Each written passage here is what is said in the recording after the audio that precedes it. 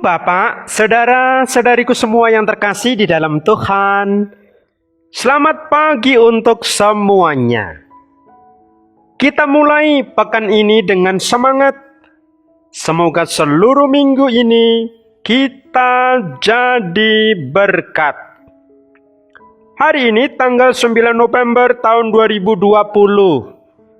Bacaan kitab suci yang pertama dari kitab Yehezkiel bab 46 ayat 1 sampai dengan 2, dilanjutkan ayat 8 sampai dengan 9, dilanjutkan ayat 12. Aku melihat air mengalir dari bait suci. Kemana saja air itu mengalir, semua yang ada di sana hidup. Bacaan kedua dari surat Rasul Paulus yang pertama kepada jemaat di Korintus, bab 3 ayat 9b sampai dengan 11, dilanjutkan ayat 16 sampai dengan 17. Kamu adalah tempat kediaman Allah. Bacaan Injil dari Yohanes bab 2 ayat 13 sampai dengan 22. Bait Allah yang dimaksudkan Yesus ialah tubuhnya sendiri.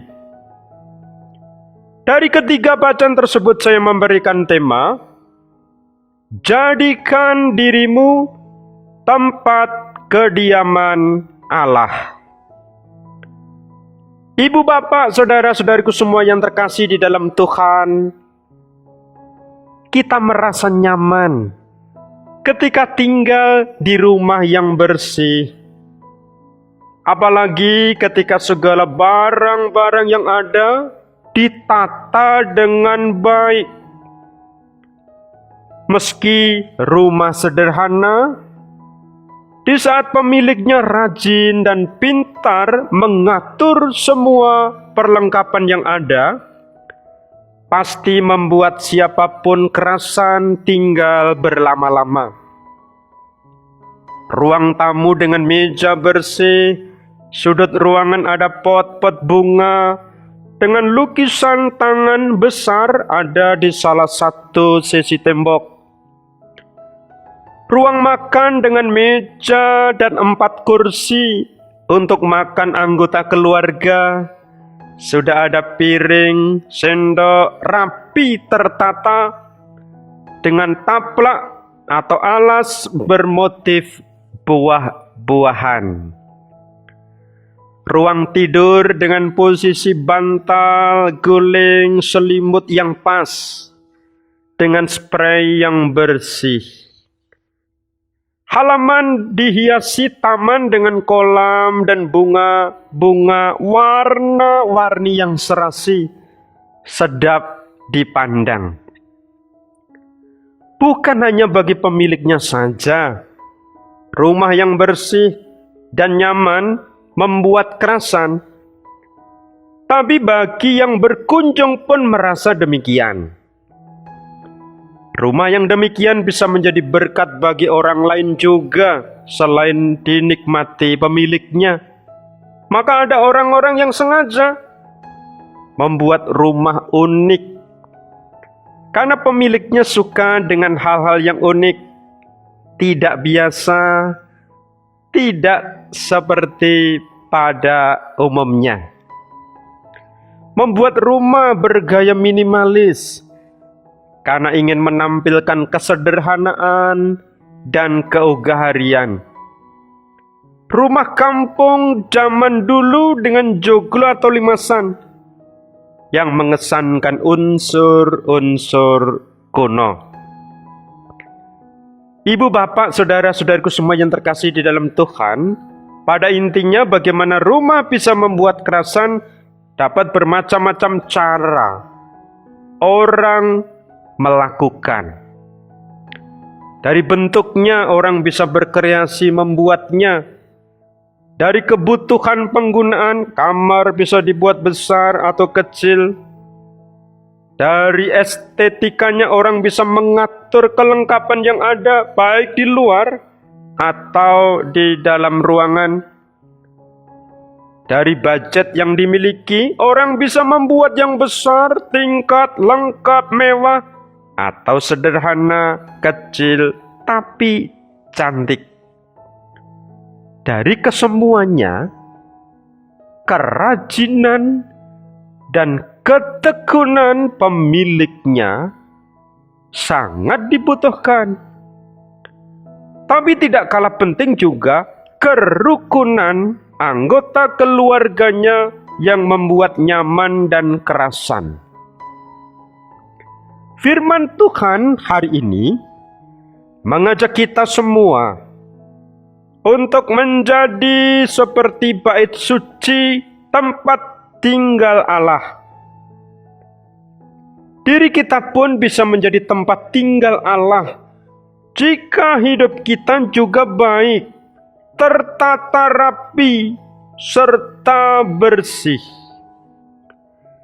Karena itu, baiknya kiranya kita juga membersihkan diri kita dari kesalahan dan dosa-dosa kita dengan pertobatan.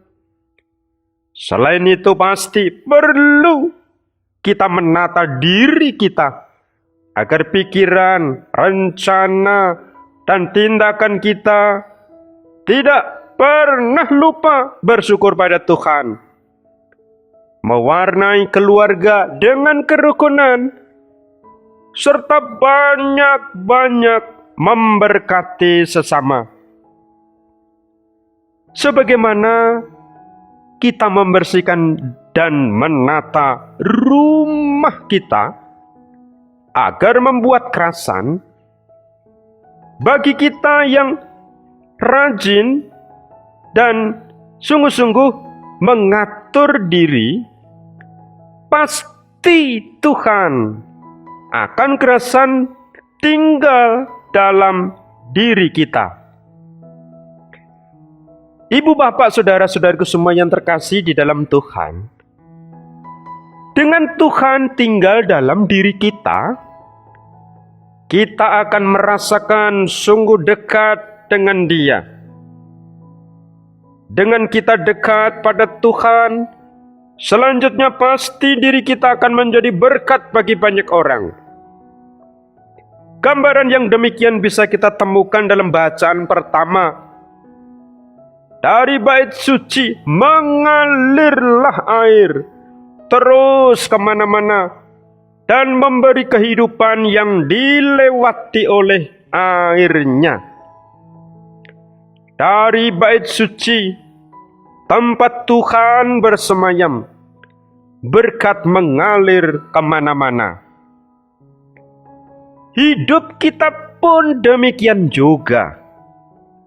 Jika kita sungguh dekat dengan Tuhan, dari dalam diri kita akan mengalirkan banyak berkat bagi sesama kita. Dengan amat jelas, Santo Paulus dalam bacaan kedua menegaskan bahwa kita adalah tempat kediaman Allah. Dia mengatakan, kamu adalah tempat kediaman Allah. Melalui ungkapan itu, Santo Paulus ingin agar kita terus menjaga supaya Allah selalu berkenan tinggal dalam diri kita untuk selamanya. Salam kasih dan doa dari saya, Romo Petrus Trimargono.